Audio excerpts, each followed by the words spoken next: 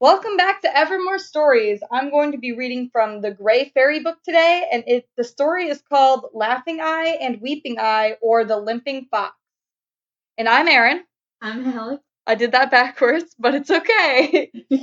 Okay, now to the story. Once upon a time there lived a man whose right eye always smiled and whose left eye always cried. And this man had 3 sons, two of them very clever. And the third very stupid. Fucking direct. Is that the youngest? Yeah, The that's first time the youngest is the best. Okay. Now these 3 sons were very curious about the peculiarity of their father's eyes. And as they could not puzzle out the reason for themselves, they determined to ask their father why he did not have eyes like other people. This sounds like a kind of rude question. Right. Hey, what's wrong with your eyes? Right. So the eldest of the 3 went one day into his father's room and put the question straight out.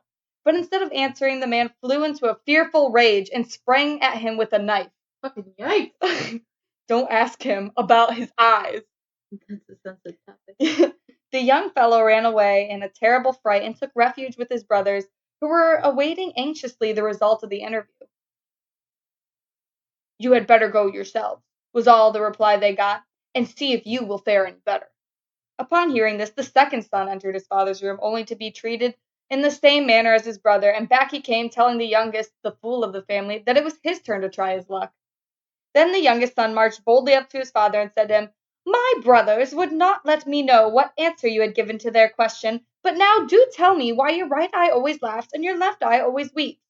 As before, the father grew purple with fury and rushed forwards with his knife, but the simpleton did not stir a step. He knew that he had really nothing to fear from his father. Ah, now, I see who is my true son, exclaimed the old man. The others are mere cowards.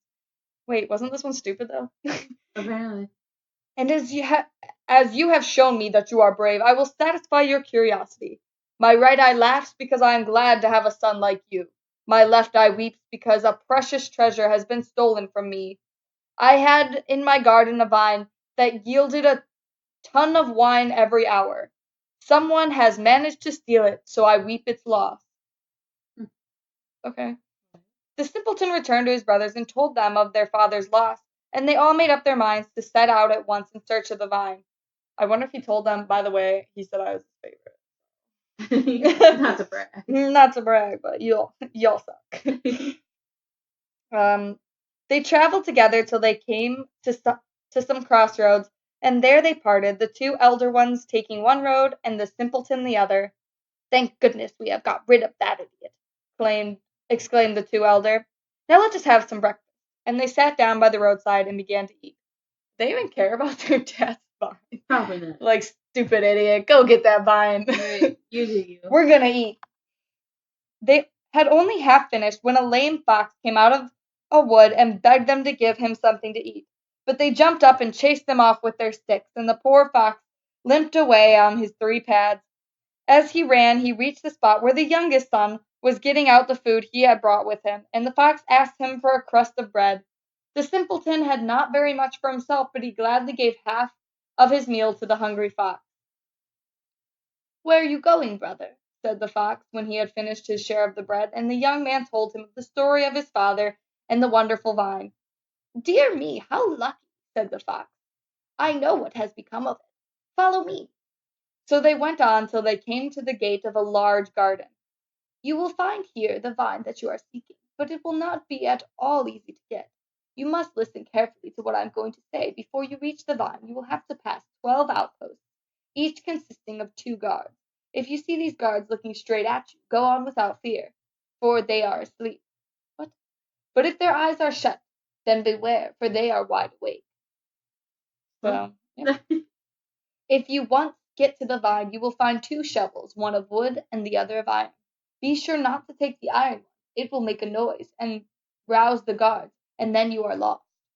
The young man got safely through the garden without any adventures till he came to the vine, which yielded a ton of wine an hour. But he thought he should find it impossible to dig the hard earth with only a wooden shovel, so he picked up the iron one instead. The noise it made soon awakened the guards. They seized the poor simpleton and carried him to their master. Why do you try to steal my vine? Demanded he. How did you manage to get past the guard? The vine is not yours. It belongs to my father, and if you will not give it to me now, I will return and get it somehow. You shall have the vine if you bring me in exchange an apple off the golden apple tree that flowers every 24 hours and bears fruit of gold. So saying, he gave orders that the simpleton should be released, and this done, the youth hurried off to consult the fox. Now you see, observed the fox, this comes of not following my advice. However, I will help you to get the golden apple. It grows in a garden that you will easily recognize from my description. Near the apple tree are two poles, one of gold, the other of wood. Take the wooden pole, and you will be able to reach the apple. Master Simpleton listened carefully to all that was told him, and after crossing the garden and escaping as before from the men who were watching it, soon arrived at the apple tree. But he was so dazzled by the sight of the beautiful golden fruit that he quite forgot all that the fox had said. He seized the golden pole and struck the branch a sounding blow. The guards at once awoke and conducted him to their master. Then the simpleton had to tell his story. I will give you the golden apple, said the owner of the garden, if you will bring me in exchange a horse which can go round the world in 24 hours. And the young man departed and went to find the fox. This time the fox was really angry, and no wonder. If you had listened to me, you would have been home with your father by this time. However, I am willing to help you once more. Go into the forest, and you will find the horse with two halters round his neck. One is of gold, the other of hemp. Lead him by the hempen halter, or else the horse will begin to neigh, and will waken the guards. Then all is over with you. So Master Simpleton searched till he found the horse, and was struck dumb at its beauty. What? He said to himself. Put the hempen halter on an animal like that? Not I, indeed. I can't even with this guy. Okay. I freaking lost my stop because of him. Then the horse neighed loudly. The guards seized our young friend and conducted him before their master. I will give you the golden horse, said he, if you will bring me in exchange a golden maiden who has never yet seen either sun or moon. But if I am to bring you the golden maiden, you must lend me first the golden steed with which to seek for her. Ah, replied the owner of the golden horse, but who will undertake that you will ever come back? I swear on the head of my father, answered the young man, that I will bring back either the maiden or the horse. And he went away to consult the fox. Now the fox, who was always patient and charitable to other people's faults, led him to the entrance of a deep grotto, where stood a maiden all of gold and beautiful as the day. He placed her on his horse and prepared to mount. Are you not sorry, said the fox, to give such a lovely maiden in exchange for a horse? Yet you are bound to do it, for you have sworn by the head of your father. But perhaps I could manage to take her place. So saying, the fox transformed himself into another golden maiden, so like the first that hardly anyone could tell the difference between them. The simpleton took her straight to the owner of the horse, who was enchanted with her, and the young man got back his father's vine and married the real golden maiden into the bargain. What the hell? Like, I honestly don't know what to say about this story. I really don't. I feel like it got so deep, like, into weirdness so fast. Right, like there was no telling like, where this was gonna go. Here's three brothers, two of them suck ass, the other one's stupid, but he's gonna go on this adventure, meet a fox, and then boom, bing, bang, boom, he gets married. The worst part is the story was so weird that the fox talking did not faze me. Or like for a second I was like, wait, the fox is talking? And then I just kind of was like, you know, I mean, I guess it's fine. Like, we've had fucking vowels talk. Bulls. Oh no.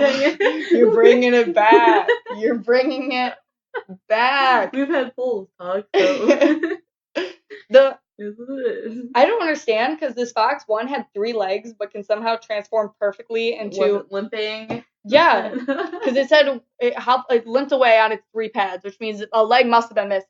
But then when it transformed, it was perfectly the same as this golden maiden, who is golden, okay? So she's gold, she's gold. Maybe right. Like golden hair? Why didn't it say golden hair then? Why? It said golden maiden who has never seen the sun or moon. So she's never been outside, ever. White? Yeah, she's paler. She's pale gold. She's pale. And then on top of that, the fox somehow transformed into her. And then what? He married the owner of the fastest horse. All I know is I'm not giving up my freaking horse for a golden maiden, but especially one that's never been outside. Like, come on. That was explore the world. Right. Anyway, was this Beauty or a Beast? What do you think? Honestly, Beast. I'm agreeing, but that's only because I didn't like the fact that it literally the story. I had no time to like. Like I know it's a short story, but you know how like some of them like capture you. Like it had no story really. The story was like try to guess what's going on. You can't. Like that was like, the story. He was on a wild goose chase, but like you didn't go along. A wild vine chase. Basically, like he was like, "Go get this," and then he was like, "All right," and then it was done. You know, there was nothing. The worst part is he was so dumb that the story was elongated when he could have just went in there and took the vine. Yeah. I don't know.